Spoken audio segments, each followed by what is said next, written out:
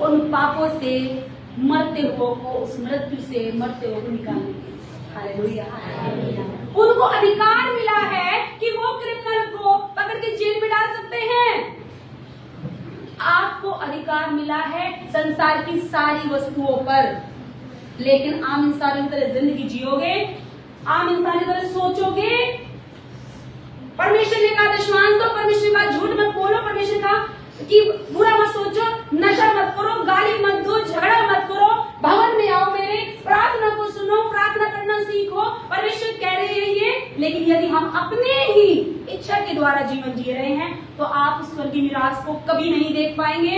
आपका हमेशा हाथ ऐसे बना रहेगा, ऐसे ऐसा। प्रभु दे दे, प्रभु दे दे, प्रभु दे दे। मैंने आपको बताया परमेश्वर हमें भिखारी नहीं बनाता। बोलो, परमेश्वर मुझे भिखारी नहीं बनाता, परमेश्वर मुझे अधिकारी बनाता है। परमेश्वर के राज्य का अधिकारी मैं हूँ। जिसने मुझे परमेश्वर के काम करने का अधिकार मिला है। सारे संसार पर, सारी बीमारियों पर, मुझे जैत मिलने के लिए ठहराया गया है। मैं आशीषित हूँ क्योंकि मैं परमेश्वर में हूँ। हालेलुया। आप एक्चुअल में आशीषित हो, लेकिन आप वो अपने, यहाँ पर दो आंखें आती है। एक आंखों से जो आप मुझे देख रहे हो, एक वो आंखें जो आपके अंदर विश्वास की आंखें हैं। दो आंखें। जैसे कई बार लोग कहते हैं ऐसा लग रहा है घर में कोई आने वाला है, ऐसा लग रहा है कुछ गड़बड़ होने वाली है, ऐसा लग रहा है। होता है कभी ऐसा? ऐसा लग रहा है। कौन सी आंखें हैं मुझे बताना। क्या आप अपनी आंखों से देख पा रहे हो उन चीजों को? ऐसा लग रहा है, ऐसा लग रहा है ना? आपकी ये वाली आंखें देख रही हैं, ऐसा लग रहा है। कौन सी वाली आंखें देख रही हो? अंदर की आंखें। और यहाँ परमेश्वर कहता है विश्वास की आंखें। इसका विश्वास की आंखें होती हैं, विश्वास की आंखें होती है। और विश्वास क्या है? अनदेखी वस्तुओं का प्रमाण।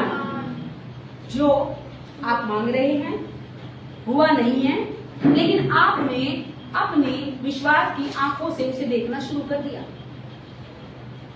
और आपने देखा विश्वास से और उसी के अनुसार उसे पाने के लिए घोषणा करनी शुरू कर दी, उसी के अनुसार काम करना शुरू कर दिया। तो परमेश्वर वचन कहता है वो हो जाएगा, वो हो जाएगा। लेकिन यदि हम परमेश्वर के वचन की अवहेलना करते हैं, यदि हम परमेश्वर के वचन को तुच्छ मानते हैं, कोई बात नहीं, प्रार्थनाएं तो हो रही है, इस संडे नहीं, इस बार नहीं तो नेक्स्ट बार चले जाएंगे। हमारी ये कैजुअल बिहेवियर, हमारा ये कैजुअल बिहेवियर हमें गिराता है, हमें बढ़ने नहीं देता। यही कैजुअल बिहेवियर हमारे जीवन में परमेश्वर के वचन की इंपोर्टेंस को बताता है। अब वचन क्या है? यीशु मसीह कौन है? अगर मैं पूछूं कि यीशु मसीह विश्वास करते हो तो क्या बोलोगे? यस करते हैं। यीशु मसीह है कौन? परमेश्वर का पुत्र। लेकिन वो क्या बनकर आया? वचन देहधारी हुआ। वचन है यीशु मसीह। कौन है? एक ही बाइबल है जो ये दी, और यीशु मसीह खुद एक बाइबल है। हालेलुया। वचन देहधारी हुए। देह धर कर धारण आए, वो वचन है जो वो निकाल रहे हैं ना, जो बोल रहे हैं, वो एक्चुअल में पूरे वचन है, देह धर कर आए हैं। और जब ये वचन आपके अंदर जाता है तो आप भी वचन देहधारी मल्टीप्लाई हो गया। आप भी वचन को बोले, मैं भी वचन हूं। लेकिन कब? जब आप रिसीव करते हो, जब ये वचन आपके जीवन में चलता है, आपकी जुबान से निकलता है, आपके विचारों में निकलता है, आपके सोच में निकलता है, आपके कामों में निकलता है, तो आप यीशु की इमेज में आ चुके हो पूरी तरह से। मतलब प्रकट हो गए। वैसे तो हो, जन्म से हो, क्योंकि आपने जन्मे हैं। किससे जन्मे हैं?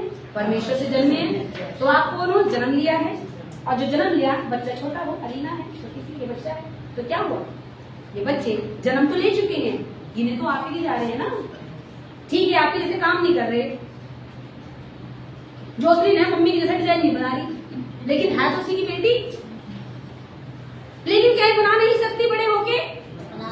लेकिन क्या हमें उसका इंतजार नहीं करना पड़ेगा, उस पर काम नहीं करना पड़ेगा, उसको सिखाना नहीं पड़ेगा? सिखाना पड़ेगा। तो वो वैसे ही काम करना शुरू कर दे। क्यों? क्योंकि वो संतान है और संतान देखती है मम्मी क्या कर रही है, मैंने बना रही है। अब बैठ के कभी कभी मम्मी नहीं है, लग गई अपने आप ही करने। क्यों? क्योंकि जो पिता को करते हुए देखते हैं वो ईश्वर ने क्या कहा, वो मैं करता हूँ। जो पिता को करते हुए देखा वो ईश्वर ने किया। आज हम जो ईश्वर को करते हुए देखते हैं वो हम करें, वो हम करें। आपकी लाइफ में हो सकता है बहुत सारी परिस्थितियां, जब तकलीफें आती हैं, जब टेंशन आते हैं, जब चिंताएं आती हैं, जब कोई डिसीजन लेना होता है, आपके मन में क्या चलता है? ये बहुत बारीकी चीजें हैं जहां पर हम गिर रहे हैं, मसीह लोग गिर रहे हैं जहां पे। ये बहुत बारीक चीजें हैं जिसपे मसीह लोग ध्यान भी नहीं देते। यीशु मसीह कहते हैं, लेकिन यीशु ने कहा प्रभु प्रभु करने वाले स्वर्ग के राज्य के अधिकारी नहीं होंगे। तो ऐसा क्यों बोला परमेश्वर ने? वो मुंह से तो मेरा अंगीकार करते हैं, लेकिन उनका हृदय मुझसे दूर है। क्यों ये बात कही? क्योंकि परमेश्वर हमें सब कुछ बहुत अच्छे से जानता है। चालाक बनने की कोशिश नहीं कर सकते हम परमेश्वर के सामने। चालाक नहीं बन सकते हम परमेश्वर के सामने।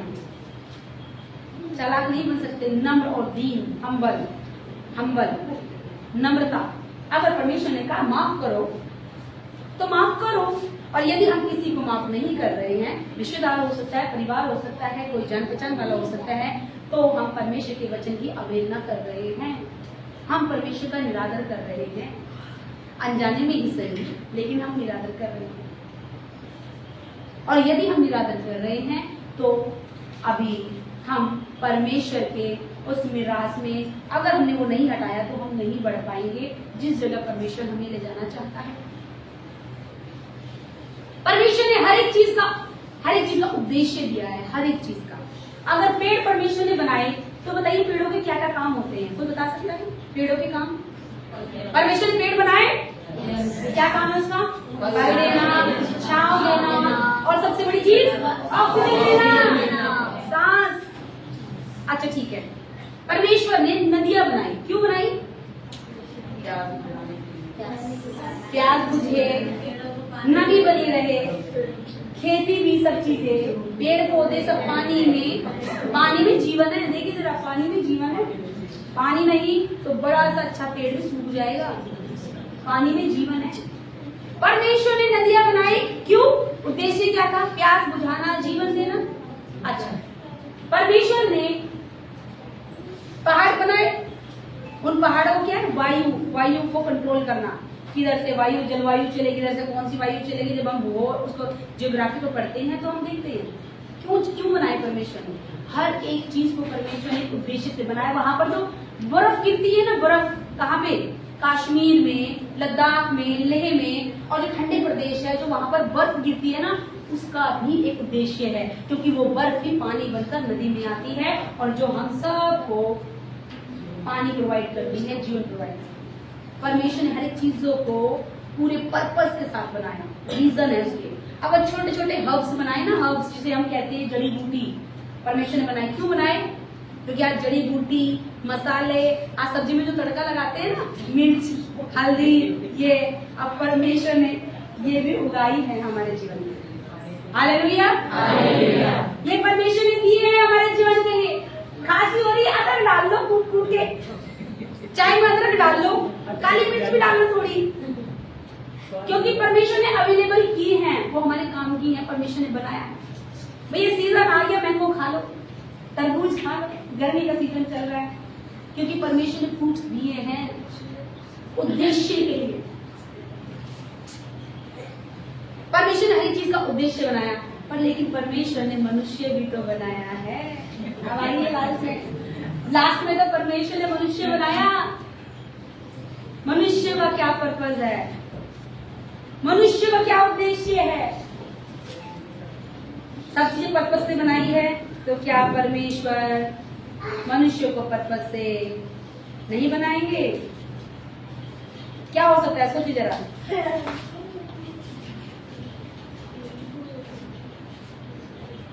बताइए।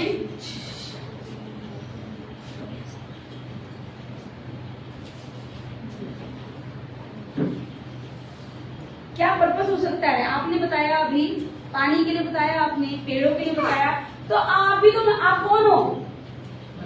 मनुष्य। आपके लिए पर्पस बनाया परमेश्वर ने, वो क्या पर्पस है? सभी चीजों का आनंद। आइए हम देख लेते हैं थोड़ा सा।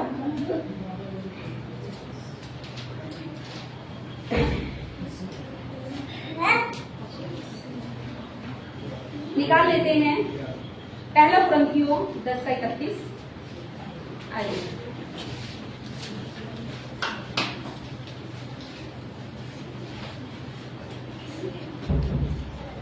जिसको मिल जाए फटाफट पढ़े।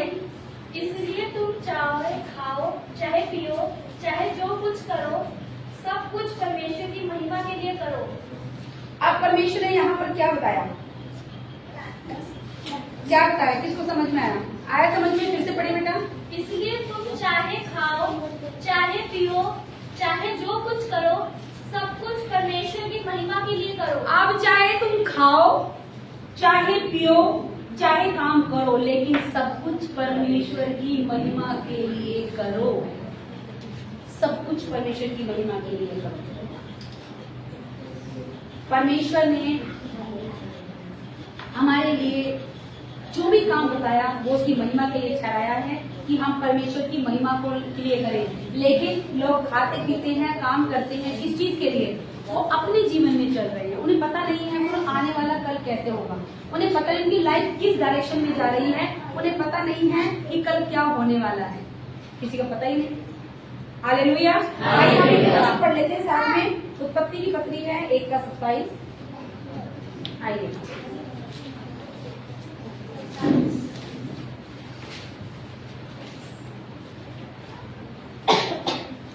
तब परमेश्वर ने मनुष्य को अपने स्वरूप के अनुसार उत्पन्न किया, अपने ही स्वरूप के अनुसार परमेश्वर ने उसको उत्पन्न किया, नर और नारी करके उसने मनुष्य क्यों किया? परमेश्वर ने मनुष्य को सबसे बड़ी एक आशीष हम लोगों को मिली है। जानते हैं क्या?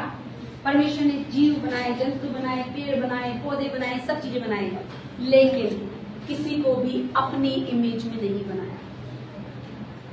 एक अद्भुत ब्लेसिंग मनुष्यों के लिए परमेश्वर ने दिया, वो है कि परमेश्वर ने अपने ही स्वरूप में, अपने ही रूप में परमेश्वर ने हमें बनाया। अब रूप में तो बन गया इंसान परमेश्वर के, लेकिन जब कार्यों की बात आती है, जाए ठेके के सामने, वाइन शॉप के सामने जाए, लगे पड़े, वो महिमा हो रही। देखिए, इंसान एक कुत्ते की जिंदगी जी रहा है कि वो नशे में इतना पड़ा है कि कुत्ते उसको चाट रहे हैं, उसे पता ही नहीं है, उसे होश ही नहीं रही है। जब मैं किसी ऐसे नशे के पड़े हुए को देखती हूँ, मुझे बहुत अफसोस होता है कि परमेश्वर ने इसे अधिकार दिया था एक बड़ा जीवन जीने के लिए, और जो ये पड़ा हुआ है, इसके ऊपर कुत्ते टॉयलेट करके चले जा रहे हैं, ये नाली में पड़ा हुआ है, और जब इसे कोई उठा के लेके जा रहा है ना, तो इसे होश ही नहीं है, इसे होश ही नहीं कौन सी दुनिया में है। और परमेश्वर ने इसको एक बड़ी महिमा के लिए बनाया, लेकिन मनुष्य अपनी उस कॉलिंग से, उस पहचान से दूर हट गए और अपने आप को एक मरा हुआ जीवन, एक घटियों का जीवन, एक गिरा हुआ जीवन, एक जो कोई भी गाली देके उसको चल दे, ऐसा जीवन, तुच्छ जीवन बोलोगे, दूषित जीवन, ऐसा जीवन मनुष्य जी रहा है। लेकिन परमेश्वर ने मनुष्य क्यों रचा? आइए हम एक और देखें। यशायाह की पत्री है 43:7।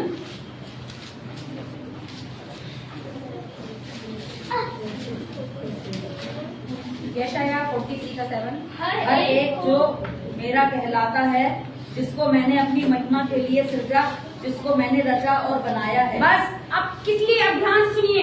अभी सब लोग, किसके पास बाइबल है? जिसके पास बाइबल है सभी लोग वचन ढूंढो फटाफट से, ये वाला सभी लोग निकाल कर एकदम से बोलना आमीन, जैसे मिल जाए जल्दी से। 43:7 सब लोग, ठीक है? हम एक साथ पढ़ेंगे, इसको एक साथ पढ़ेंगे, ठीक है?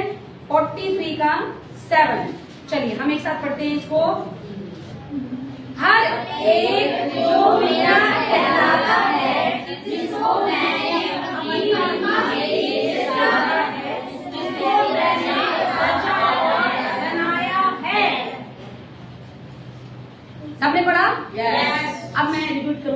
शांत रहिए। जिनके पास बाइबल नहीं है उनके लिए, हर एक जो मेरा कहलाता है, जिसको मैंने अपनी महिमा के लिए सृजा है, जिसको मैंने रचा और बनाया है। अब मैं इंग्लिश में पढ़ूंगी, सुनिए। Everyone who is called by my name, whom I created for my glory, whom I formed and made. परमेश्वर कह रहा है जिसको मैंने बनाया, जिसको मैंने रचा, जिसको मैंने तैयार किया। एक कुम्हार भी यदि घड़ा बनाता है तो किस लिए बनाता है? सुराही बनाता है तो किस लिए बनाता है? उसका इस्तेमाल पहले ही पता होता है कि इसका इस्तेमाल क्या किया जाएगा। पता होता है कि यदि कुम्हार एक घड़ा बना रहा है, उसका घड़े का इस्तेमाल भी उस घड़े के अंदर ऑलरेडी बना होता है कि घड़ा पानी के लिए इस्तेमाल किया जाएगा। आमीन? आमीन। समझ में आया? यस।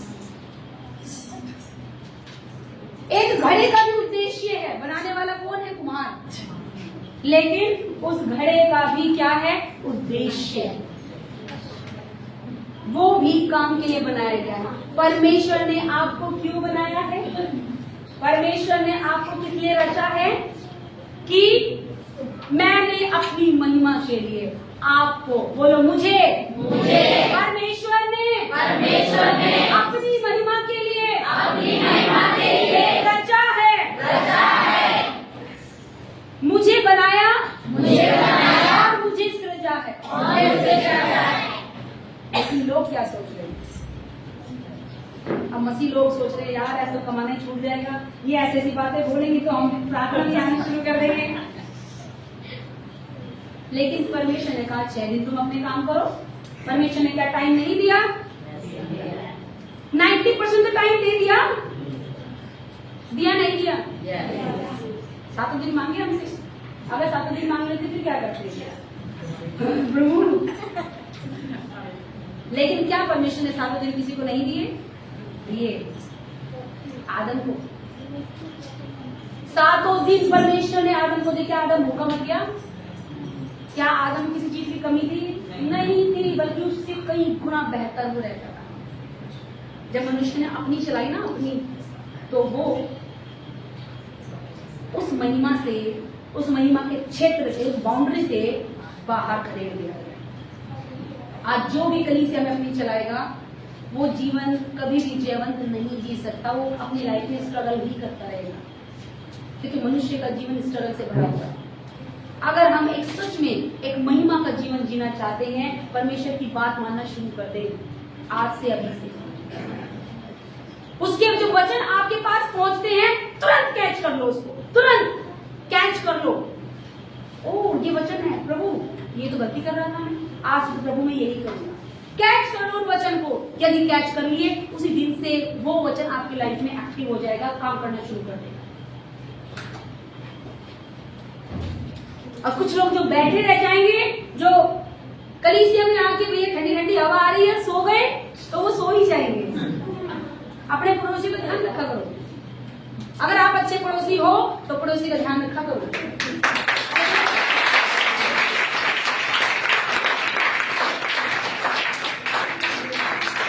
बोले मैं अच्छा पड़ोसी हूँ, मैं अपने पड़ोसी का ध्यान रखता हूँ। एक दूसरे को बोलो मैं आपका ध्यान रखता हूँ।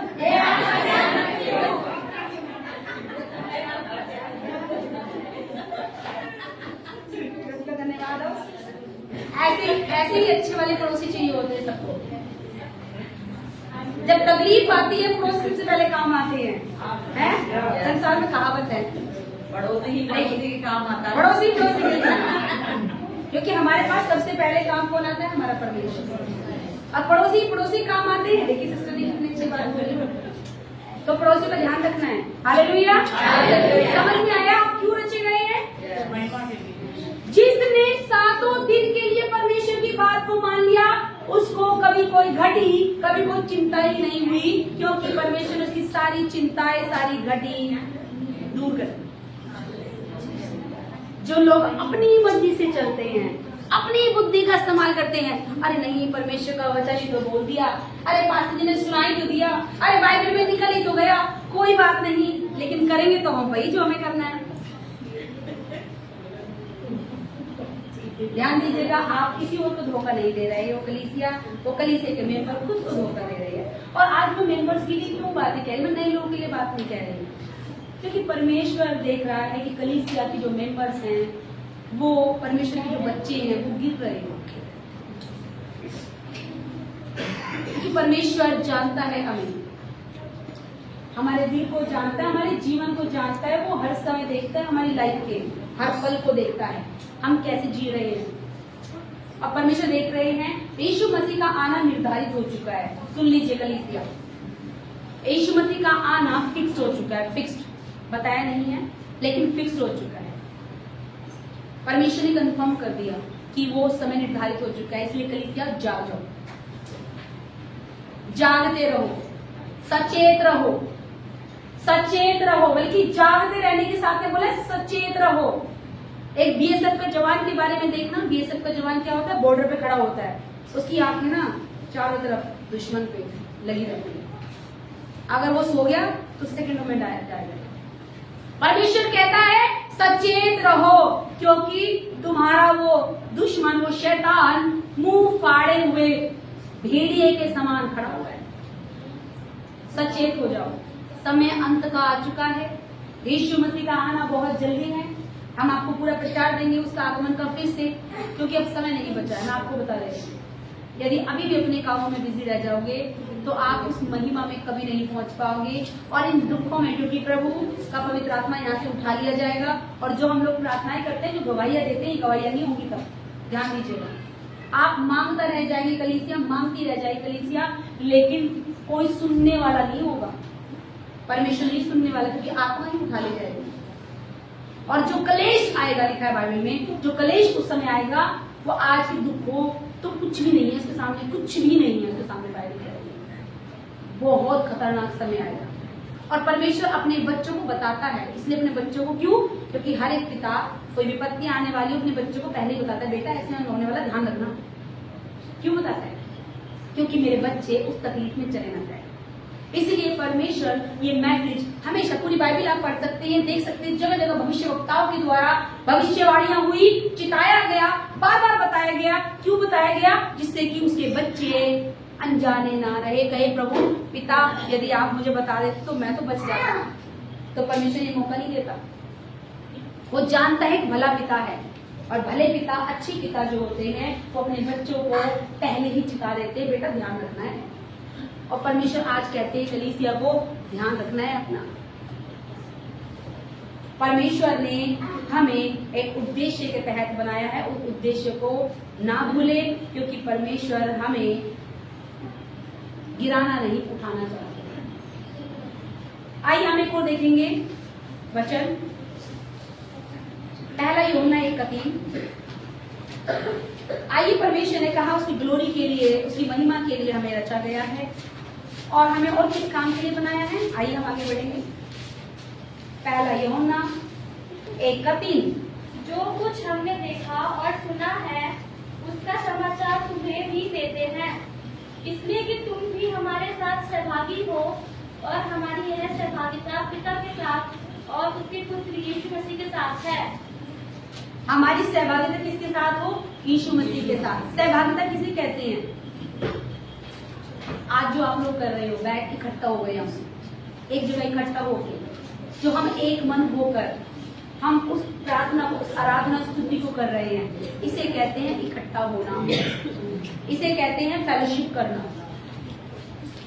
और परमेश्वर हमें फेलोशिप करते हुए देखना चाहता है। किसके साथ में? पिता और पुत्र और पवित्र आत्मा के द्वारा। पिता, पुत्र और पवित्र आत्मा, इन तीनों के द्वारा। यदि हम शरीर से बैठे हैं और हमारा आत्मा कहीं और चल रहा है, तो हम आत्मा से नहीं भरे हुए हैं। यदि हम यीशु पर ध्यान दे रहे हैं, लेकिन उसके वचन को हम इग्नोर कर रहे हैं, तो एक्चुअल में हम परमेश्वर को ही इग्नोर कर रहे हैं। हालेलुया। परमेश्वर नहीं चाहते कि कलीसिया अंधों की तरह चले। अंधों की तरह नहीं चलाना परमेश्वर को हमें। परमेश्वर कहता है आंखें खोलो। परमेश्वर बार बार कहते हैं आंखें खोलो। अंधों की तरह नहीं रहना है। परमेश्वर का उद्देश्य है, मैंने फिर बोला, हमें गिराने का नहीं, हमें उठाने का है। इसलिए वो चिता रहा है, क्योंकि जब वो समय आ जाएगा तो आप कुछ नहीं कर पाएंगे। फिर बोलेंगे हाँ प्रभु के दास ने कहा तो था, परमेश्वर ने बताया तो था उनको कि ऐसे बता देना, बस मैंने ही नहीं माना। तो ढीठ ना बने, ढीठ ना बने। जब परमेश्वर कॉलिंग आपके जीवन में जाती है उसको ग्रैब कर लीजिए, रिसीव कर लीजिए। बहुत से मसीह लोग ये कहते हैं भैया हमारी प्रार्थना पूरी नहीं हुई, लेकिन अगर मैं सवाल करूं पूरी क्यों नहीं हुई, क्या आपने पूरा कंसिस्टेंट, पूरा लगातार अपना विश्वास उस प्रार्थना में रखा जो प्रार्थना आपके लिए की गई थी? तो आंसर आपको खुद मिल जाएगा। क्या आपने घोषणा लगातार की? आंसर मिल जाएगा। परमेश्वर पक्षपात नहीं करता, परमेश्वर देने वाला है। परमेश्वर देता है लेकिन लेना भी सीखना पड़ता है। हालेलुया। मैं फिर से कह रही हूं, लेना सीखना पड़ता है। नहीं तो वो साल जो हमें मिलना होता है कल, वो कल का हमारा कब बदल जाएगा? 1 हफ्ते बाद। जो हमें 1 हफ्ते मिलना होगा वो बदल जाएगा 1 महीना। जो 1 महीने मिलना होगा वो बदल जाएगा 1 साल। और जो 1 साल में मिलना होगा ना, वो 10 साल में तब्दील हो जाएगा, जैसे इस्राएलियों के साथ हुआ था, जो मूसा के साथ निकले थे। उनको 4-5 दिन में, 10 दिन में बाहर निकल जाना था, अपनी जगह पहुंच जाना था। कितने दिन, सालों तक भटके वो? 40 साल भटके हैं। क्या परमेश्वर को 40 साल भटकाने के लिए जंगल में लेकर गया था? क्या परमेश्वर को वो दिल था कि मेरे बच्चे ऐसे भटके? नहीं। उनके ढीठपन, उनका अनाज्ञाकारिता, उनका कुड़कुड़ाना, उनके सालों, उनके दिनों को हफ्ते और हफ्तों को महीने और महीनों को साल में बदलता चला गया। और बहुत से तो मर भी गए। बाइबल में लिखा है बहुत से मर भी गए। परमेश्वर का उद्देश्य उनको मारना नहीं था, लेकिन उसके दिल को नहीं समझ पाए।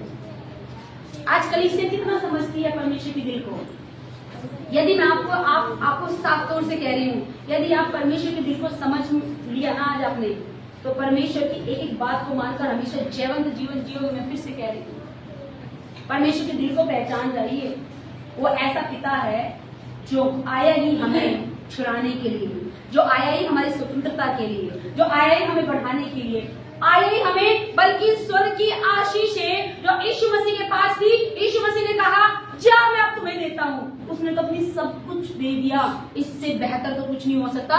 स्वर्ग की आशीषें भी दे दी। परमेश्वर स्वर्ग पर राज्य करने के लिए और धरती पर राज्य करने के लिए उसने मनुष्य को ठहरा दिया, राज्य करो, राज्य करो। और वो एग्जाम्पल यीशु मसीह के रूप में संसार में दिखा दे। देखो राज्य कैसे किया जाता है, करो ऐसे राज्य। Hallelujah, hallelujah.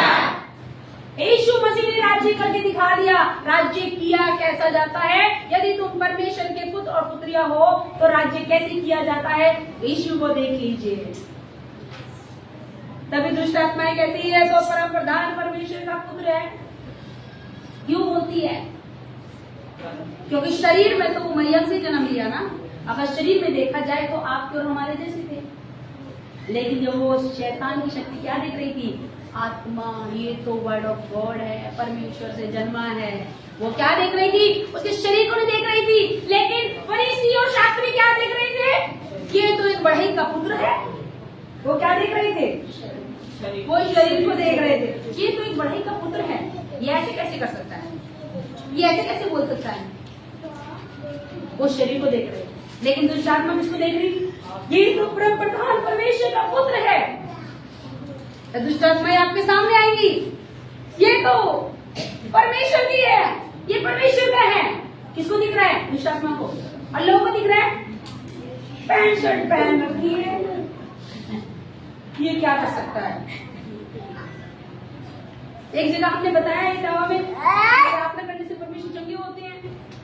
वो कहते हैं, आगे तो बोले हाँ हाँ हाँ, फिर पीछे से मुझे पता चला कि वो पीछे से कह रहे थे ऐसे थोड़ा ना होता है, वो प्रार्थना से चंगा हो जाए। अब बेचारे मैंने तो गलती नहीं मानी, मैंने जब उन्होंने कभी देखा ही नहीं तो यही मानेंगे क्या मैंने गलत माना। संसार में रहते हुए उनकी उम्र अगर 30-35 साल हो गई तो उन्होंने तो कभी ऐसा होते हुए देखा नहीं, तो वो यकीन कैसे करेंगे? क्योंकि कुछ लोग तो देखकर ही विश्वास करते हैं, जैसे थोमा। प्रभु मैं नहीं मानूंगा, यीशु मसीह जिंदा हो गया, मैं नहीं मानूंगा जब तक मैं हाथ में उस केस में उंगली डाल के ना देख लूं, पंजर में भाला छिड़ा हाथ डाल के ना देख लूं, मैं नहीं मानूंगा। तो कुछ लोग ऐसे ही हैं, जब तक देखना तब तक मानते नहीं है। लेकिन प्रभु यीशु क्या कहते हैं, तू आ पहले विश्वास कर तब दिखाऊंगा। पहले विश्वास करना पड़ेगा तो दिखाऊंगा। यीशु मसीह क्या है, हमें दिखाते। इसलिए आज आप परमेश्वर के हृदय को समझिए। उसका हृदय यदि हमें वो प्यार ना करता ना, वो स्वर्ग छोड़कर क्यों आता धरती पर, इतनी तकलीफें क्यों सहता, वो क्यों अपने बेटे को, इकलौते पुत्र को मरने के लिए छोड़ देता, क्यों, जिसके पास सारा अधिकार था, वो चाहता तो जो उसको सजा दे रहे थे वो एक सेकंड में उनको नाश कर सकता था, क्योंकि स्वर्गदूत उसकी सेवा करते थे। और एक स्वर्गदूत से सारे न जीत पाते, क्योंकि एक स्वर्गदूत 1,85,000 को मारने वाला था। हिजकिय्याह राजा के समय पे एक स्वर्गदूत कितनों को, 1,85,000। और जो यीशु मसीह को मरवा रहे थे वो कितने होंगे, 500, 1000, 2000, चलो 5000। 1,85,000 को ना छुआ ना कुछ किया, बस आत्मा ले गया। ये लोग कर लो क्या करना, डेड बॉडी। वो पिता है हमारा, हल्के में मत लीजिए इस परमेश्वर को, इस पिता को हल्के में मत लीजिए। ये पिता वो है जो आपको छुड़ाना भी जानता है, आपको बढ़ाना भी जानता है, आपको आशीष भी देना चाहता है। लेकिन बार बार पिता कहता है वो मेरी सुनो, मेरी चरवाहे की सुनो, जो मैंने तुम्हारे लिए ठहराया है, सुनो उसकी। तुम सुनते क्यों नहीं हो, सुनो उसकी, वो तुम्हें बार बार चिताता है, सुनो उसकी, वो तुम्हें बार बार मेरे वचन को देता है। परमेश्वर ने कहा जो अध्यक्ष मैंने तुम्हारे ऊपर ठहराया उसके अधीन रहो। लेकिन कुछ मसीह लोग वो कहते हैं कि नहीं, अधीनता पसंद नहीं है, संसार के हर चीज के अधीन रह सकते, लेकिन परमेश्वर के जो ठहराए हुए उनके अधीन नहीं रहते। अरे परमेश्वर के ठहराए हुए नौकर बना के काम नहीं करा रहे, वो परमेश्वर का वचन सिखाकर उस जगह लेकर जाना चाह रहे हैं जो परमेश्वर का राज्य, जहां पर स्वर्ग की मिरासी है। उसका उद्देश्य कोई नौकर बनाना नहीं है। वो अपना काम खुद कर लेते हैं, अपने बर्तन, झाड़ू पोछा, बर्तन, बच्चे सब कुछ खुद कर लेते हैं, करने की जरूरत नहीं है। अधीनता में नहीं रहना, उसी से परमेश्वर को समझ में आता है। अरे अधीनता में नहीं रहना आता तो शैतान भी अधीनता में नहीं रहा था, लूसीफर वो भी परमेश्वर की अधीनता में नहीं रहा था। अगर तुम किसी मेरे ठहराए हुए अध्यक्ष के अधीन नहीं रह सकते, तुम मेरे भी अधीन नहीं रहोगे, क्योंकि छोटी छोटी चीजें हमें विश्वास योग्यता में लेकर चली जाती है। हालेलुया। परमेश्वर का वचन कहता है कि जो थोड़े में विश्वास योग्य है वो ज्यादा में भी विश्वास योग्य होगा। हालेलुया। जो थोड़े में विश्वास योग्य है वो ज्यादा में भी विश्वास योग्य होगा। छोटी छोटी चीजों से फर्क होती है। जैसे आप कहीं पर काम कर रहे हैं, आपके सामान वहाँ पे बहुत सारी चीजें हैं, कुछ सामान है और देखा कि ये सुरक्षित रहते, पैसे का काम है कुछ, या फिर हम कह सकते हैं कारीगर है और वहाँ पे ज्वेलरी बनती है सोने की या हीरे की, और देखा आप 10 साल से काम कर रहे हो लेकिन आपके वहाँ से एक भी चीज कभी गायब नहीं हुई है, तो क्या वो करेगा मालिक, आपको थोड़ा और जिम्मेदारी देगा। अरे ये बंदा मेरे को सब चीज सुरक्षित रहती है, तो आपको जो इतना सा पार्ट होगा परमेश्वर वो आपका पार्ट बड़ा कर देगा। ये अच्छा है, ये ईमानदार है, और बढ़ा देगा। जब वो जिम्मेदारी आप संभालने लगोगे तो वो और बढ़ा देगा। क्यों? क्योंकि आप विश्वास योग्य ठहर रहे हैं।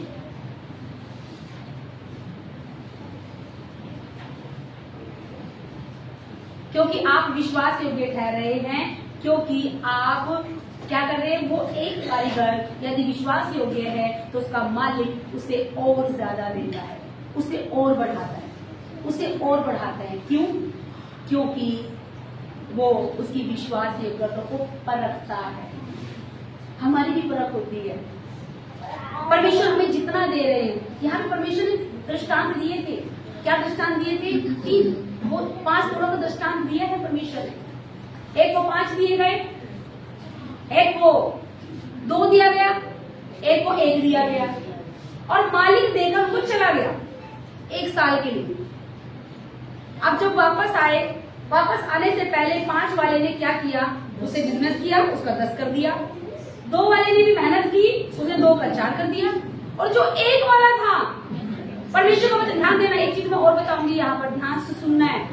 परमेश्वर का वचन कहता है उनकी योग्यता के अनुसार उस इंसान ने, उस सरदार ने उनको दिया, उनकी योग्यता देखकर।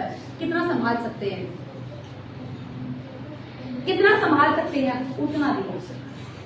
देखा ये लायक है इतना कि ये 5 संभाल लेगा, ये लायक है इतना कि ये 2 संभाल लेगा, ये लायक है चलो 1 संभाल ही लेगा, ये 1 ही संभाल सकता है, उसी के अनुसार दिया।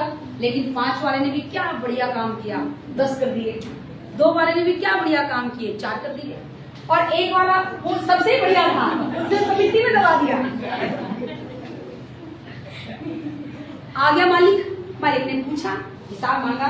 तो सबसे पहले जो बढ़िया से अपना काम पूरा कर देता है स्कूल का, कैसे उठ के आते हैं, अरे मेरा काम पूरा है, देखो। तो सबसे पहले वही पहुंच गया, 5 के मैंने 10 कर दिए, वाह तो कितना अच्छा, शाबाशी दी। 2 वाले ने कहा देखो मैंने 4 कर दिए, वाह शाबाशी, गुड वेरी गुड। 1 वाले से पूछा गया, निकाल के लाता है, झाड़ता हो मिट्टी। जैसे आपने कहा था ना वैसे का वैसा ही है, जैसे आपने कहा था बिल्कुल वैसा है। परमेश्वर ने क्या कहा उस मालिक ने, दुष्ट दास। क्या कहा, दुष्ट दास। क्या कहा, दुष्ट दास। दुष्ट दास, दुष्ट, बुरा, इविल। इविल मतलब बुरा, दुष्ट, उसको दुष्ट कहलाया गया। आज हम एक कलीसिया अपने जीवन से देखें, अब ये 5 तोड़े का दृष्टांत हुआ था, अब अपने अपने ऊपर लीजिए वचन को, अपने अपने ऊपर, ठीक है। अब अपने ऊपर लीजिए, क्योंकि ये कोई कहानी किससे तो है नहीं कि सुना दिया 40 चोर थे अली बाबा, 40 चोर वाला कहानी तो है नहीं है, ठीक है। अलादीन के चिराग वाली कहानी तो है नहीं है। ये दृष्टांत क्यों दिया गया अपने जीवन में आती है, आपको परमेश्वर ने किस पर्पस से बनाया, आपके जीवन में बुलाहट परमेश्वर ने दी, वो बुलाहट क्या है उसको देखिए, उसको परखिए। उस बुलाहट को आपने क्या मल्टीप्लाई किया, या बुलाहट वहीं की वहीं दब गई। आपको परमेश्वर ने तोड़े दिए हैं, बिना तोड़े के परमेश्वर अपने बच्चों को नहीं रखता, इस चीज का ध्यान रखना। लेकिन क्या अपने तोड़ों को आप मल्टीप्लाई कर रहे हो, उतने के उतने ही बने हुए हैं। अभी आपके ऊपर डिपेंड करता है, ये कलीसिया के ऊपर डिपेंड करता है। अगर हमें परमेश्वर ने, अगर मुझे प्रचार करने के लिए परमेश्वर ने ठहराया और मैं प्रचार नहीं कर रही, तो मैं उस तोड़े को ना मिट्टी में दबा दूंगी, मैं उसका इस्तेमाल नहीं कर। लेकिन अगर परमेश्वर ने मुझे कहा प्रचार कर, तो परमेश्वर मुझे और भरेगा। शुरुआत कहाँ से की थी, घर में हम डब्बा बजाते थे, गीत गाते थे, फिर यहाँ पे और क्या बजाने लगा, डबली ली, डबली बजाने लगे। परमेश्वर ने और दिया, कांगो आया, कांगो बजाने लगे। परमेश्वर ने और दिया, गीत गाओ, गीत अच्छा नहीं आते थे, जैसे आते थे बाथरूम सिंगर, प्रभु ने उसी को इस्तेमाल कर लिया। फिर परमेश्वर ने प्रचार के लिए उठा दिया। एक दिन दुष्टात्मा आ गई, पहली बार, कभी निकाली नहीं थी, पहले तो लग रहा है बात जीते ही नहीं उस दिन, और वो पहली बार दुष्टात्मा आ गई। अब भैया सोचा कि चलो गीत गा गा के चली जाए, मन में आ रहा है चली जाए, मेरे मन में आ रहा था कि कैसे भी बस ये भाग जाए, इसलिए गीत को डबल मार गा दिया। चलो शुक्र है चली गई, मुझे थोड़ी मन को शांति मिली, मैंने किसी को बताया नहीं, मेरे मन को शांति मिली कि भैया दुष्टात्मा चली गई। अब सब लोग अपनी इंडिविजुअल प्रार्थना करा रहे थे, वो फिर आ गई। अब क्या करें, और वो फिर आ गई, अब किसको बोलूं, अब बेचारे कलीसिया अगर मैं ही निकल गई तो कलीसिया कही जा रही भैया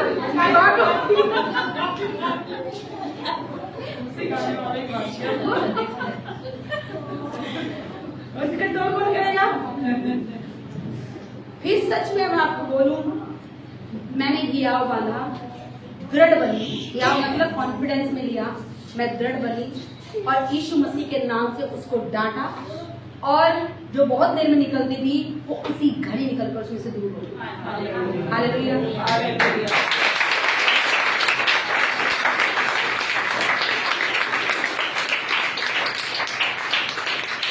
जब ये पहली बार हुआ तो मुझे फिर मुझे विश्वास हुआ प्रभु मैं भी दुष्ट आत्मा को निकाल सकती हूँ।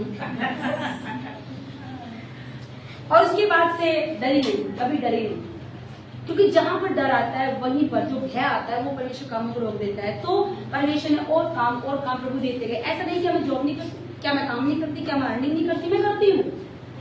संडे को क्या मेरे पास अपॉर्चुनिटी नहीं आई है, इससे बेहतर आई है। जितना मैं कमा रही हूँ उतना मैं महीने में कमाती हूँ, उतना मैं 5 दिन में कमा सकती हूँ, जितना महीने में कमाती हूँ। संडे को अपॉर्चुनिटी आई है, लेकिन मैंने ठुकरा दी। मैंने कहा मुझे ऐसा धन नहीं चाहिए जो मेरे परमेश्वर से मुझे जुदा कर दे। मुझे नहीं चाहिए वो धन जो मुझे धन में तो अमीर बना दे लेकिन आत्मा में कमजोर कर दे। मुझे वो धन नहीं चाहिए जिसमें मैं आत्मिक रूप से भरी ना रह सकूं। मैंने उसे ठुकरा दिया। आई मेरे पास अपॉर्चुनिटीज, लेकिन मैंने उसे एक्सेप्ट नहीं किया, क्योंकि लिखा है जहां तेरा धन है वहीं तेरा मन है। फिर धन भी मन चलता रहेगा, प्रभु मुझे तो हम निकल ही जाएंगे, साइड हो लेंगे। तो परमेश्वर ने क्या कि आज परमेश्वर ने आपको भी तोड़े दिए, परमेश्वर ने आपको भी तोड़े दिए, तोड़े दिए। ये देखना है कि आप सच में उसको मल्टीप्लाई कर रहे हो। किसी को सिंगिंग का तोड़ा मिला, अगर आप सिंगिंग को और प्रभु की महिमा के लिए इस्तेमाल कर रहे हैं तो आप अपने तोड़े को बढ़ा रहे हैं। ये फिर परमेश्वर और देता है।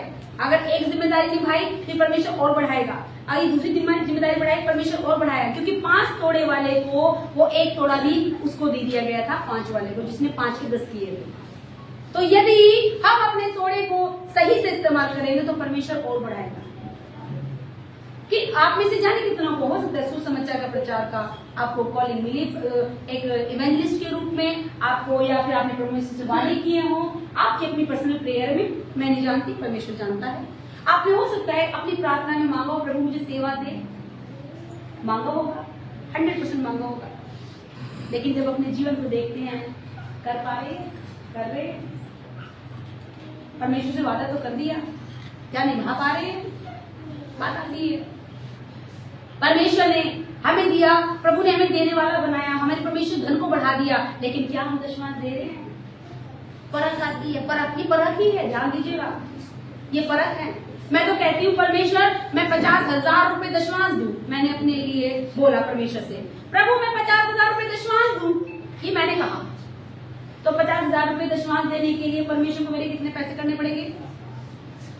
दशमांश महीने का देने के लिए परमेश्वर को मेरी कितनी इनकम करनी पड़ेगी?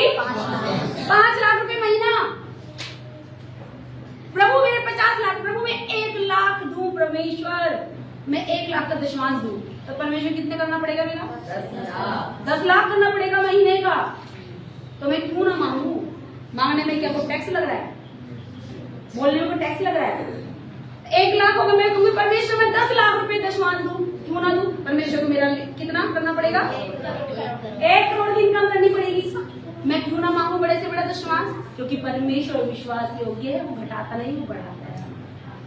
यहीं पे तो परख आती है, और यहीं पर बहुत से मसीह लोग गिर जाते हैं, अपने तोड़ों को इस्तेमाल करना नहीं सीखते, अपने मन को बड़ा कर लेते हैं, अपनी आदतों को बड़ा कर लेते हैं। सुबह उठा नहीं जाता, रात में प्रार्थना नहीं होती, भैया खाते नींद आ जाती है, ऐसी ऐसी बातें हम सुनते रहते हैं लोगों के मुंह से। तो इसका मतलब आपकी आत्मा, आपका मसीह का शरीर उसको चला रहा है, परमेश्वर का शरीर के अनुसार मत चलना। तो हम तो यहाँ पर भी आज्ञा की अवहेलना कर रहे हैं, हम शरीर के अनुसार चल रहे हैं, आत्मा के अनुसार तो चल ही नहीं रहे हैं। तो हम यहाँ पर भी परमेश्वर के वचन की हम इंसल्ट करते हैं, और वचन की इंसल्ट परमेश्वर की इंसल्ट। हालेलुया। और फिर चाहे हमारे जीवन में बढ़िया बढ़िया सब चीजें हो जाएगी, सब अच्छा हो जाए, सब बढ़िया हो जाए। चाहते तो यही है, चाहते कि नहीं चाहते हैं? दशमांश देना नहीं चाहते, ये कहते प्रभु धन बढ़ जाए। अरे छेद पहले ही लगा दिया बटवे में, वो तो कट कट के निकल रहा है वहां से। परमेश्वर हमसे लेकर हमें घटी में चलाना नहीं चाहते, परमेश्वर हमें बढ़ाना चाहते हैं। एक किसान लालच कर लेगा, कभी फसल को नहीं देख पाएगा, कभी फसल को नहीं देख पाएगा। और ध्यान देना, किसान बोता भी है और उस पर मेहनत भी करता है। अपनी कमाई में से वो 1 बोरी 2 बोरी बचाएगा, और जब उसको बोएगा तो क्या करेगा? जब उसको बोलता है क्या करता है? खेत में मेहनत करता है, नहीं करता है? बोले कलीसिया, तो मेहनत करता है कि नहीं? उसने बोया,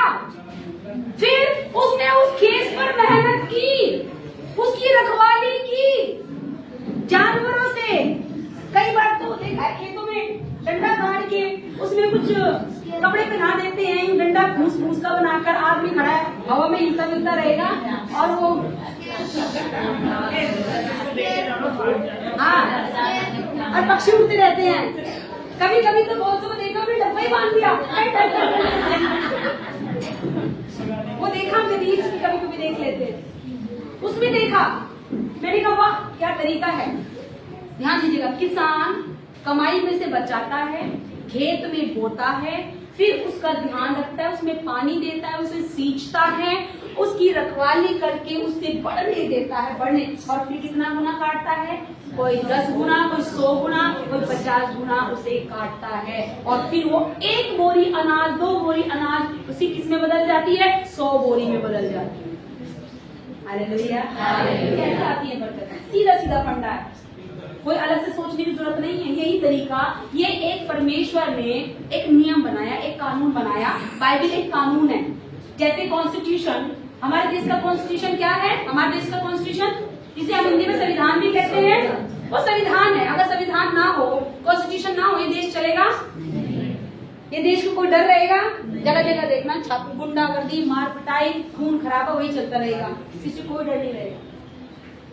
परमेश्वर ने भी कानून दिया है, और वो कानून है ये पवित्र शास्त्र। इस कानून में लिखा है, इस कानून में लिखा है, जो कोई भी बोएगा वो काटेगा। सीधी सीधी बात है, जो कोई भी बोएगा। अब यहाँ पे देखिए, यहाँ पे खेत को ढूंढने की जरूरत नहीं है, यहाँ पर खेत को परमेश्वर फ्री में दे रहा है कि जाओ। ये कहता है जो जितना बोएगा, जो जितना बोएगा उतना काटेगा। सीधी सी बात बिल्कुल, और इससे अच्छी क्या बात हो सकती है? खेत को ढूंढने की जरूरत नहीं है, बस आपको बोना है और आपको काटना है। 2 काम करने हैं, बोना है और काटना है, लेकिन रखवाली करनी है, उसका ध्यान रखना है। कैसे? कहीं कुरकुराहट तो नहीं आ गई है, कहीं मन में कुछ ऐसी चीज तो नहीं आने लगी है, अगर मैंने दे दिया तो कम पड़ जाएगा, मेरी किस्त कैसे जाएगी, घर की किराए भी कम पड़ जाएगा, और ये तो कम पड़ रहा है। जैसे ये मन में आया, क्या ऐसा परमेश्वर की तरफ में लिखा है वचन में? कलीसिया बताए, क्या ये लिखा है कि यदि तू दशमांश दे देगा, यदि तू अपनी कमाई का वो 10वां हिस्सा दे देगा तो तेरे काम पूरे नहीं होंगे? क्या लिखा है ये? नहीं। क्या लिखा है? बरकत कर दे कि यहोवा कितना भला है। प्रभु कहते जितना जो देगा उतना काटेगा। और वचन में लिखा है कि एक औरत थी, क्या? एक औरत थी, उसने, एक आदमी जो बहुत धनवान था, उसने अपना कुछ हिस्सा निकाला प्रॉफिट का और उसे दान में दिया। लेकिन एक औरत थी जिसने पूरी कमाई 2 तमड़ी की, वो प्रभु के भवन में डाल दी। अब कीमत से देखा जाए तो 2 तमड़ी कुछ भी नहीं थी, मतलब 2 सिक्के कुछ भी नहीं थे, उसने इतना सारा दिया। लेकिन परमेश्वर ने उन 2 सिक्कों को महत्व दिया। क्यों? कि उसने तो अपनी बढ़ती में से दिया, लेकिन इसने तो अपनी घटी में से अपनी सारी जीविका डाल दी। क्या परमेश्वर को प्रतिफल नहीं देता? उसका नाम बाइबल की पुस्तक में आ गया, जो किसी का नहीं आया उसका आ गया। उसे हम बार बार पढ़ते हैं। तो जब परमेश्वर हर्ष से देने वालों से प्रेम करता है, जो खुशहाली से करते, जो आनंद से करते हैं, परमेश्वर से बढ़ाता भी है, क्योंकि वो रक्षा कर रहे हैं, अपने उस दिए हुए की रक्षा कर रहे हैं। और वो कह रहे प्रभु तेरे वचन में लिखा है कि तू जितना बोएगा उतना काटेगा। प्रभु मैं तो काटूंगा, क्योंकि प्रभु तूने कहा है और ये नियम बनाया है, जो बोएगा वो काटेगा, जो बोएगा वो काटेगा। मैं बो रही हूँ तो मैं काटूंगी, और मैं रिसीव करती हूँ, मैं कब्जा करती हूँ। प्रभु मैं बो रही हूँ तो मैं काटूंगी, जरूर काटूंगी, और आप कटनी देखोगे। और जितने लोग यहाँ पर हैं जो दशमांश रेगुलर देते हैं, पूरी गवाही आप सुन लीजिए। पहले एक चीज थी, 1 से 2 हुई, 2 से 4 हुई, 4 से 10 हुई, वो आज गवाही देते हैं अपनी। क्यों? पहले गुलाम थे, आज पूरी बिजनेस है, या फिर वो अपनी जॉब में ऊंचाई पर पहुंच गए। पहले गलत करके कमाते थे, अच्छा करके कमा के बरकतें लेते हैं। हालेलुया। ये सब चीजें क्या हैं? ये गवाही है उन लोगों की जिन्होंने ट्रस्ट किया इस वचन पर और अपने जीवन में उसे करके देखा और रिजल्ट लिया। और ऐसा नहीं रिजल्ट परमेश्वर ऐसा नहीं कि उनसे प्यार करता है, उनसे नहीं करता। आप लोग करोगे आपके जीवन में भी होगा, मैं करूंगी मेरे जीवन में भी होगा, ये करेंगे इनके जीवन में भी होगा, जो करेगा उसकी लाइफ में होगा। क्योंकि परमेश्वर देने वाला पिता है, वो लेता नहीं। उसे चढ़ा भी नहीं चाहिए, उसे खिलाना पिलाना नहीं चाहिए, उसे हलवे पूरी भी नहीं चाहिए। वो कहते तुम ही रखो, मैं तुम्हें बढ़ाने के लिए आया हूँ, मुझे नहीं चाहिए। हालेलुया। क्योंकि परमेश्वर हमारी उन्नति के लिए आया है, बढ़ाना चाहता है। हालेलुया। रिसीव किया आज का वचन? यस। और मैं अंत में एक बात कहना चाहूंगी कि जो परमेश्वर के वचन को रिसीव करता है, अपने मन को सचेत रखता है कि जो विचार मेरे मन में आ रहा है, क्या ये परमेश्वर के वचन के अनुसार है? जो मैं बोल रहा हूँ, क्या ये वचन के अनुसार है? जो मैं कर रहा हूँ, क्या ये वचन के अनुसार है? जो मैं डिसीजन ले रहा हूँ अपनी लाइफ में, क्या ये वचन के अनुसार है? सब चीजें इस वचन के थ्रू निकालिए, ब्लेसिंग्स में चलोगी हमेशा। और जो वचन से मैच नहीं हो रहा तो समझ जाइए शैतान है, क्योंकि वो आपको गिरा देगा, वो आपको गिरा देगा। और वचन से लेके यदि वचन में लिखा है तो होगा वही। शैतान कहते हैं तुझे बीमारी दे दी मैंने, देख तू मरने वाली है, तो तभी क्या बोलना है? परमेश्वर तेरे वचन में लिखा है, वचन संहिता 91 में, मैं तुझे दीर्घायु देता हूँ। प्रभु मेरी तो लंबी उम्र है, मैं मरने वाली नहीं हूँ, लंबी उम्र जीऊंगी क्योंकि लिखा है, इसलिए लंबी उम्र जीऊंगी। और लिखा है तो पूरा होगा मेरी लाइफ में। परमेश्वर में अपना विश्वास देती हूँ तो मैं बढ़ूंगी क्योंकि लिखा है वचन में। परमेश्वर में पाप से दूर रह रहा हूँ तो परमेश्वर में अच्छा जीवन जीऊंगा क्योंकि वचन में लिखा है। परमेश्वर तेरे वचन में लिखा है, चिंता मुझे दे दे, परमेश्वर मैं अपनी चिंता तुझे लेके रखूंगा और मैं आनंदित रहूंगा क्योंकि लिखा है। और जो लिखा है वो तो पूरा होना ही है, क्योंकि परमेश्वर ने कहा आकाश पृथ्वी टल जाएगी, लेकिन जो मैंने कहा है, जो लिखा है वो कभी ना टलेगा, कभी ना टलेगा। इसलिए लिखे हुए को अपनी जुबान से निकालना शुरू कर दीजिए। बोलने वाले बच्चे बन जाइए, परमेश्वर के गूंगे बच्चे बनकर नहीं काम चलेगा। कितने लोग चाहते हैं मेरा बच्चा गूंगा रहे? जरा हाथ खड़ा करिए। कितने लोग चाहते हैं मेरा बच्चा ना बोले? कोई हो तो बताएं। जब आप संसार में रहते हुए अपने बच्चों को बोलते हुए देखना चाहते हैं, तो क्या परमेश्वर अपने बच्चों को बोलते हुए नहीं देखना चाहता? तो क्यों नहीं बोल रहे हैं?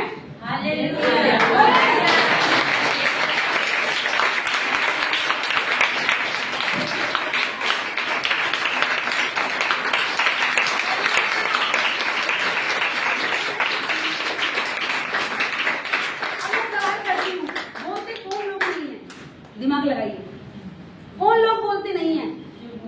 क्या तो मर गए, क्या सो रहे हैं, क्या उनकी जीव ही नहीं है? और जीव ना वाले भी हाँ तो कर लेंगे। लेकिन जो मर गए सो गए वो तो बिल्कुल नहीं आवाज आएगी। तो यहाँ पे कोई सोया हुआ, कोई मुर्दों में से तो कोई नहीं है? तो बोल सकते हैं यस। बोले परमेश्वर की स्तुति हो, देखते हैं सब लोग जिंदा है कि परमेश्वर की स्तुति हो। वो से बेचारे जबरदस्ती बोल रहे हैं। अरे कहाँ फंस गए यार, जबरदस्ती बोल रहे हैं। परमेश्वर की स्तुति कह रहे हैं, अपनी स्तुति नहीं कह रहे हैं, हमारी मत करिए। परमेश्वर की है जो देता है, कंजूसी से ना करे, क्योंकि परमेश्वर हर्ष से देने वाले से प्रेम करता है। वो हर्ष से देना केवल धनी नहीं है, हर्ष से देना अपने हृदय को देना, हर्ष से देना अपनी उपस्थिति को देना, हर्ष से देना, खुशहाली से देना, अपने टाइम को देना। परमेश्वर की उपस्थिति में बैठना हर्ष से, जबरदस्ती से नहीं। बच्चों को बिठा के देखो जबरदस्ती कैसे करते हैं। आज तुम्हें जबरदस्ती बिठा रहे हैं, जबरदस्ती करेंगे नहीं पा पाएंगे। चाहे वो उसकी उपस्थिति हो, चर्च में बुलाएंगे जबरदस्ती रहेगा। बताओ पास में बुलाते रहते, इनको तो जॉब पे जाना नहीं होता, इनको तो कुछ और काम है नहीं। जब देखो प्रार्थना करते रहते हैं। नहीं आती है हमें भी खबरें, पता चलता है। कुछ लोग बोल देते हैं इनके पास तो जॉब है नहीं, बोल देते हैं, लेकिन हम सुन लेते हैं। वो बोल देते हैं, हम सुन लेते हैं, क्योंकि हमारी आत्मा की आंखें बंद नहीं है, उसकी आत्मा क्या सकती है।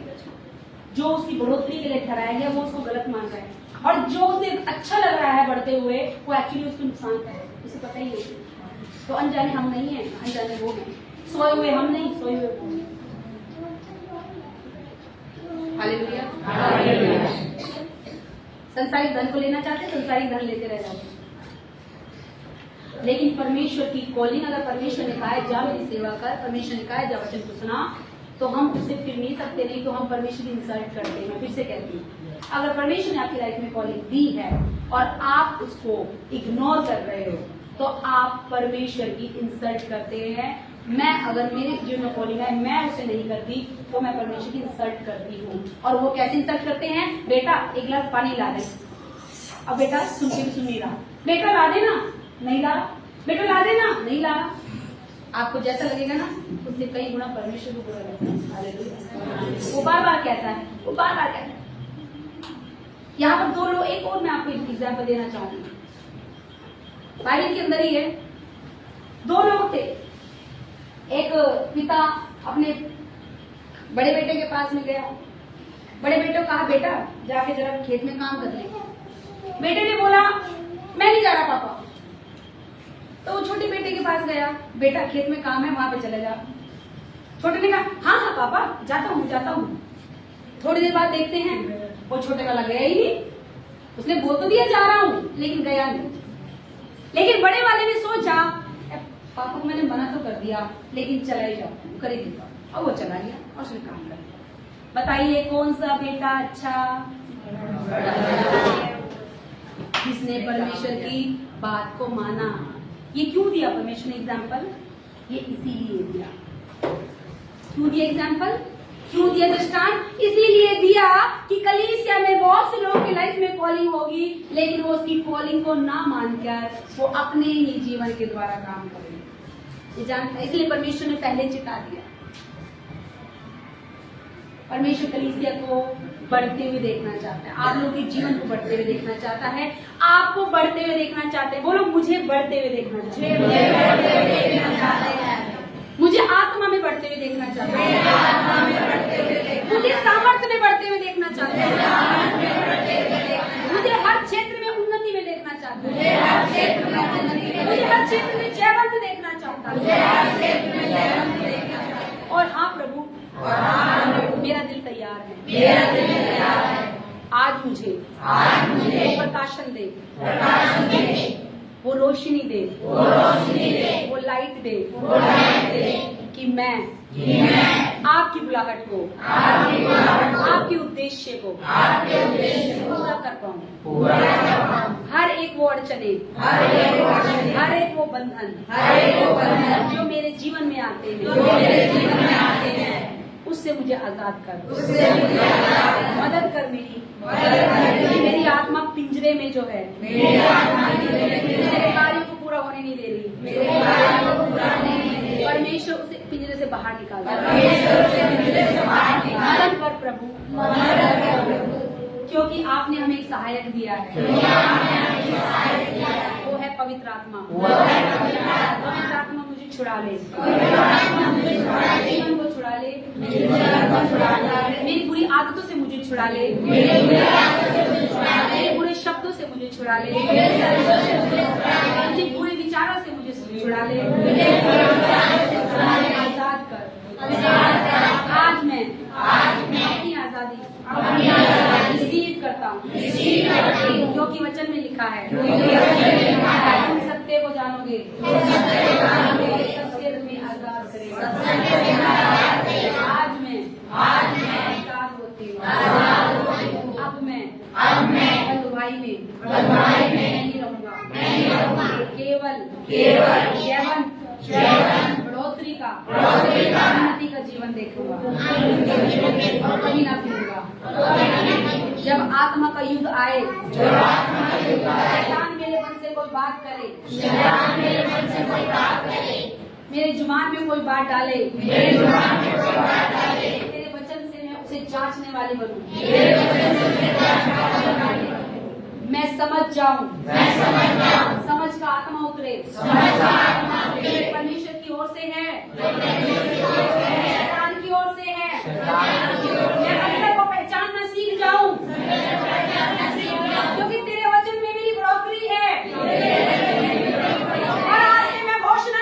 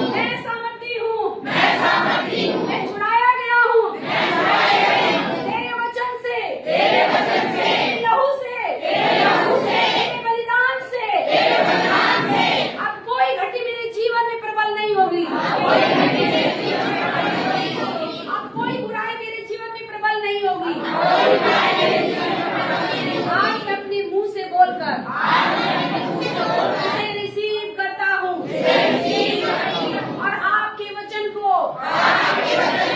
सबसे पहला आदर दूंगा। समय से कलीसिया में आऊंगा। जो बातें आप मुझसे कहना चाहते हैं,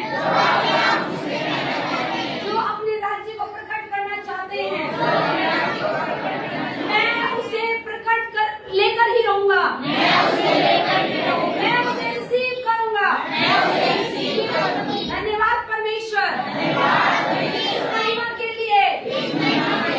भला पिता है, हमें प्यार करता है, हमारे दुखों को जानता है, इसीलिए हील करने के लिए आप सब छोड़कर धरती पर आ गए और हमें अपनी संतान होने का अधिकार दिया। जब हम इस कलीसिया से बाहर जाते हैं तो हम एक ज्योति बनकर जाएं। जहाँ भी अंधकार हो उस अंधकार में भी रोशनी फैलाने वाले बने। हम किसी जाति धर्म के बंधन में नहीं है, हम परमेश्वर के राज्य में हैं। ये राज्य परमेश्वर का है, ये किसी जाति धर्म का नहीं है। ये परमेश्वर का राज्य है और परमेश्वर के राज्य में अधिकार है, शांति है, प्रेम है, आनंद है, कृपा है, भलाई है, नम्रता है, दीनता है, जो मेरे अंदर है और अब प्रकट होगी सब जगह। जहाँ जाऊंगा वहीं पर मसीह के गुणों को प्रकट करूंगा, क्योंकि मसीह मुझ में मिक्स हो चुका है। धन्यवाद परमेश्वर करुणा के लिए, इस दया के लिए,